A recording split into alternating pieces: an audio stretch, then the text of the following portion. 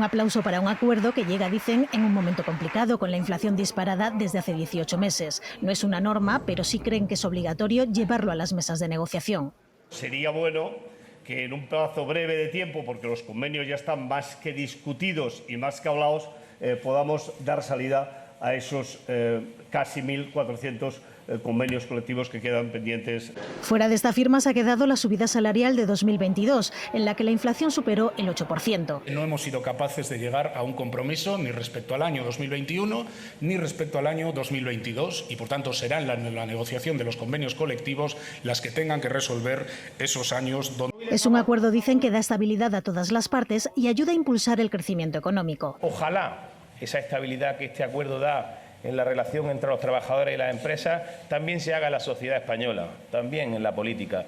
Políticos que no estaban invitados al acto, es la norma. Solo una vez, en 2018, les acompañaron una ministra y su antecesora. No hay vetos, dicen, pero lo importante hoy era reivindicar la importancia del diálogo y los acuerdos entre los agentes sociales. Nosotros no queremos monopolizar nada, pero que no monopolice nadie nada. Es decir, este es el éxito de todos y esta es una oferta a la sociedad. Y por tanto, esto es bueno para el gobierno, para la oposición, para los que piensen como nosotros, para los que no piensen como nosotros. El quinto acuerdo por el empleo y la negociación colectiva se ha firmado tras año y medio de negociación y facilita subidas salariales del 10% hasta 2025. El dinamismo del mercado laboral, del turismo y de la exportación de servicios tecnológicos y de comunicaciones en estos meses hará que la economía española acelere su ritmo de crecimiento por encima del 2%, según el Banco de España. Al arrancar el año hablaba que rondaría el 1,5%. Es cierto que la economía española, también la europea, nos ha sorprendido en términos de su mayor resiliencia.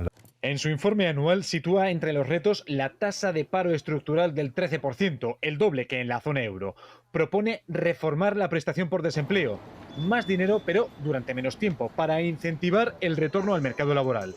Otro de los desafíos es el déficit público. El inicio del proceso de consolidación fiscal tiene que ya producirse en este año 2023. De hecho, avanza que las pensiones necesitarán un ajuste ya en 2025 tras la última reforma. Sobre la de vivienda, aplaude el impulso público al alquiler, pero alerta de efectos indeseados al limitar los precios. Aún así, admite que el desajuste que vive este mercado en España no tiene solución a corto plazo. A corto tampoco espera que baje mucho la inflación. Ya no se importa por una energía más cara, sino que se está cocinando en nuestro país y plasmando en alimentos y otros bienes en los que los precios son más difíciles que bajen. Para atajarla, el Banco de España defiende la escalada de vértigo en los tipos de interés en la eurozona, que no solo impactará a la baja en el IPC, asegura, también lo hará en el crecimiento. De las calles cubiertas de propaganda electoral, las paredes empapeladas de carteles y los mítines masivos, a la necesidad de conquistar las redes sociales. Hoy realmente no tienes que llevar al público al mitin, la gente se conecta por Facebook Live o por cualquier otra plataforma. La clave está en que ya no son cuestiones tan de masas, sino cuestiones más de nicho en redes sociales. Los medios tradicionales siguen siendo esenciales en campaña. Los expertos en comunicación política coinciden en que formatos como los debates en televisión pueden cambiar el sentido del voto. El mapa político ha cambiado mucho desde este primer debate a dos en el 93. Señor González, la oposición. Del bipartidismo a la fragmentación. Los debates A5 son básicamente disputas por la atención de la opinión pública. 5 candidatos que tienen que llamar la atención, que tienen que hacerse ver a una audiencia. Son debates mucho más desordenados, son debates en los cuales impera mucho más el ataque. Le quedan 22 segundos, se lo recuerdo. Lo que se mantiene son las caravanas electorales, un clásico. Los partidos se afanan en sumar kilómetros en busca del voto. Toda una gincana de actos en los que los candidatos se esmeran en mostrarse cuanto más cercanos mejor.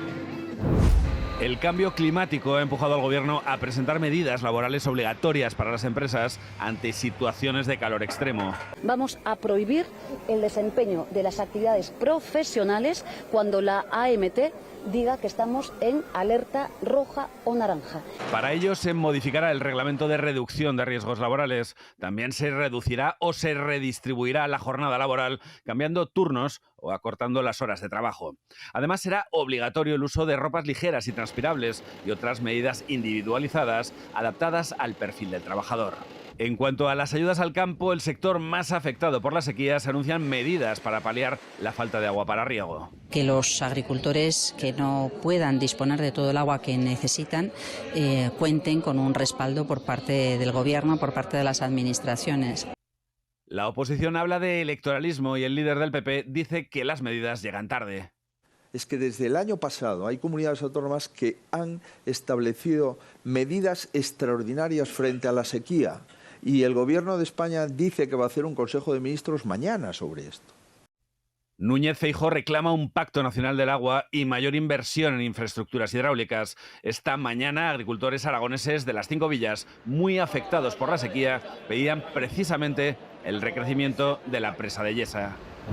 Pocas sorpresas aquí en el Liverpool Arena tras la primera semifinal. Han logrado la clasificación los grandes favoritos como Suecia, Finlandia o Israel. Quizás echamos un poco de menos a los holandeses, que traían una canción firmada por uno de los ganadores más recientes de Eurovisión, por Duncan Lawrence, pero el televoto ha hablado, y de hecho solo ha hablado el televoto porque esta es una de las grandes novedades que incorpora esta edición de Liverpool. Los jurados solo se pronunciarán en la final, la segunda semifinal, mañana. La reunión en la Casa Blanca ha terminado sin ningún avance, la reunión entre el presidente y los líderes del Congreso para subir el techo de la deuda. Y el tiempo apremia si quieren evitar que llegue el temido día X. Así llaman al día en que Estados Unidos se quede sin dinero y no pueda afrontar sus facturas, entre ellas el pago a los acreedores.